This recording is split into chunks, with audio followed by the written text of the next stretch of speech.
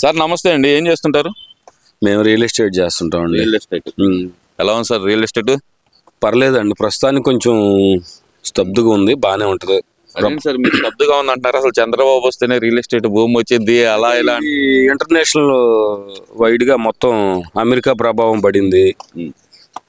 ప్రపంచ దేశాలు ఈ ట్రేడ్ డీలు దీనివల్ల కొంచెం ఇదిగా ఉంది.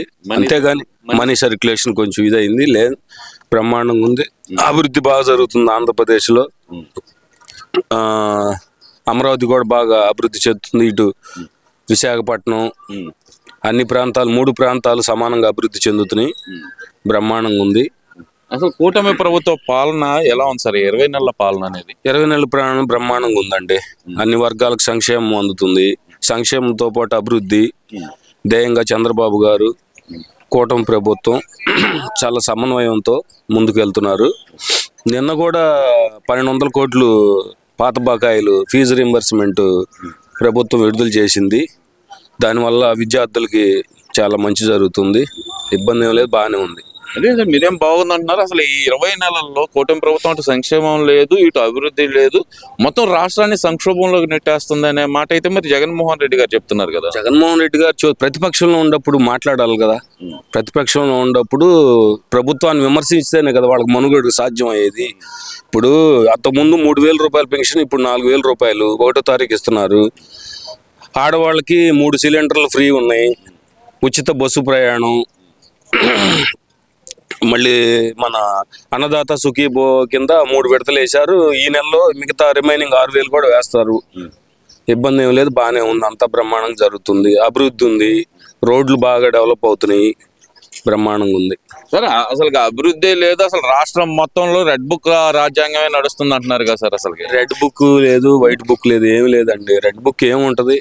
తప్పు చేసినోడు మీరు చూస్తానే ఉన్నారుగా రాష్ట్రంలో ఏం జరుగుతుందో. ఒక ముఖ్యమంత్రిని పట్టుకొని ఆ విధంగా దూషిస్తుంటే ప్రభుత్వం చర్యలు తీసుకుంటుంది, ఇబ్బంది ఏమి లేదు. అంటే దూషించినంత మాత్రాన రాజమండ్రి సెంట్రల్ జైలు వేస్తారా అని చెప్పి నిన్న ఉండవల్లి అరుణ్ కుమార్ గారు మాట్లాడుతున్నారు కదా సార్. మరి ఉండవల్లి అరుణ్ కుమార్ గారు మాట్లాడతారండి. ఆయన అసలు కల్తీయే జరగలేదు అన్నట్టుగా క్లీన్ చిట్ ఇచ్చాడు. ఆయన ఎట్లా ఇస్తాడు?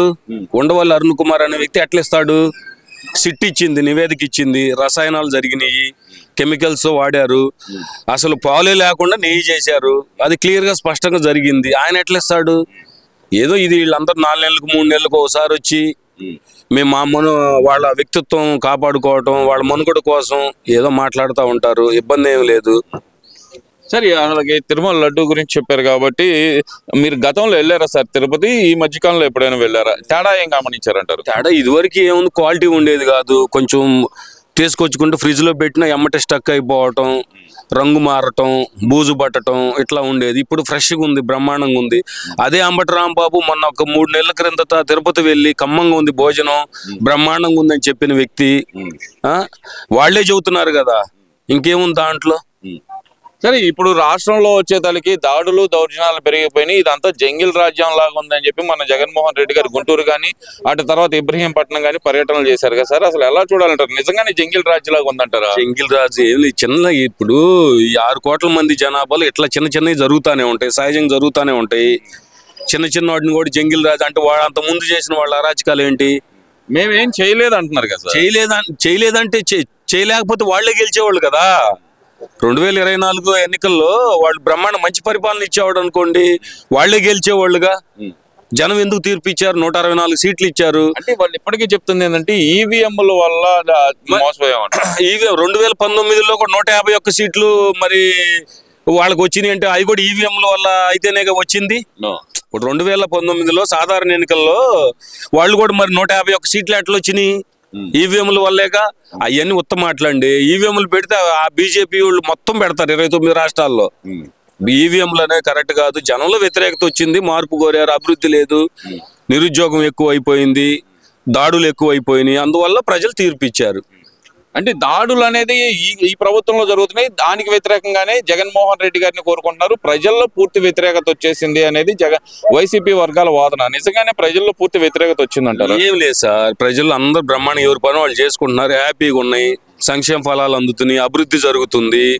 కాదు ఏంటంటే ఏదో ఒకటి ఉండాలిగా ప్రతిపక్షానికి మనుగడ సాధించాలంటే ఏదో ఒక ఇష్యూ ఉండాలి.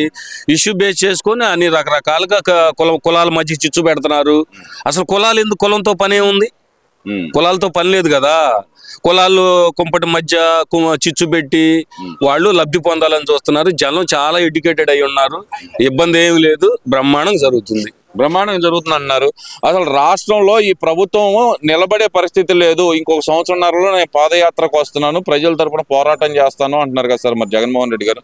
పాదయాత్ర చేస్తారండి. పాదయాత్ర సంక్షోభం ఎట్లా చేస్తారు? అన్ని అంత ఇబ్బందికరమైన పరిస్థితులు పాదయాత్ర అయిపోయినాయి. పాదయాత్ర ట్రెండ్ పోయిందండి. పాదయాత్ర లేదు, ఏం లేదు.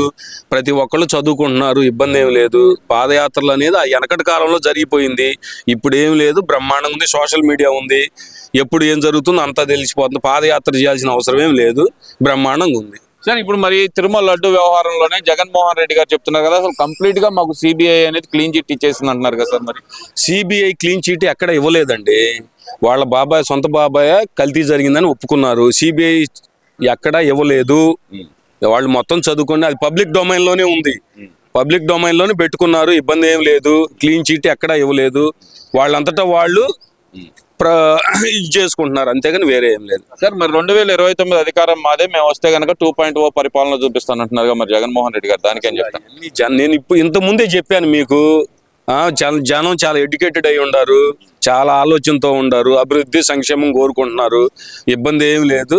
2.0 లేదు, 3.0 లేదు, ఏమి లేదంటారు. ఏం లేదు. మరి 2029 అధికారంలోకి వచ్చే అవకాశం లేదంటారా మరి జగన్మోహన్ రెడ్డి గారు? ఎట్టి పరిస్థితుల్లో లేదండి. మళ్ళీ ఇంకా 15 సంవత్సరాల కూటమి ప్రభుత్వం అధికారంలో ఉంటది.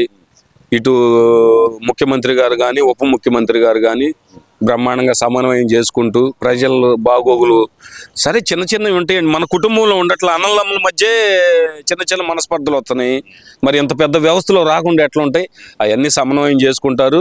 ఇంక 3 సంవత్సరాలు ఉన్నాయి, చిన్న చిన్న ఏమన్నా రెక్టిఫై చేసుకొని మంచి సువర్ణ పరిపాలన, అభివృద్ధి, మంచి చెడు అన్ని ప్రజలు గమనిస్తూనే ఉన్నారు. ఇబ్బంది ఏం లేదు.